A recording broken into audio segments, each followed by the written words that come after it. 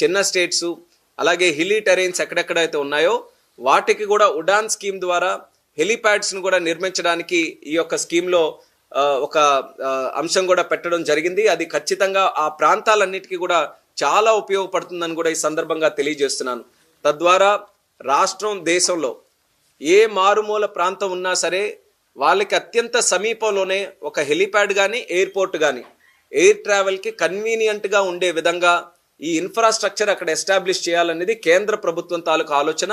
దాని పరంగా భవిష్యత్తులో ఈరోజు ఆల్రెడీ ఒక విజన్, ఒక క్లారిటీ మాకు బడ్జెట్ ద్వారా వచ్చింది కాబట్టి దాన్ని ఒక ఇండికేషన్గా తీసుకొని భవిష్యత్తులో మరింత పక్కా ప్లానింగ్తో ఎయిర్ ట్రావెల్ నెట్వర్క్ని దేశంగా ఇంకా పటిష్టం చేస్తాం. ఈరోజు 3rd లార్జెస్ట్ డొమెస్టిక్ మార్కెట్గా ప్రపంచంలో ఉంది. అది నెంబర్ 1గా తయారు చేయాలనేది ప్రధానమంత్రి గారి తాలూకు ఆలోచన. దాని వైపు ఈరోజు వచ్చినటువంటి బడ్జెట్ కూడా ఎంతో బలాన్ని, ఆ అంశాన్ని మనం చేరుకోవడానికి ఈరోజు ఇస్తుంది. కాబట్టి సివిల్ ఏవియేషన్ తరపున ప్రత్యేకమైనటువంటి అభినందనలు ఆర్థిక శాఖ మంత్రి గారికి కూడా ఈరోజు స్పష్టంగా తెలియజేసుకుంటున్నాం.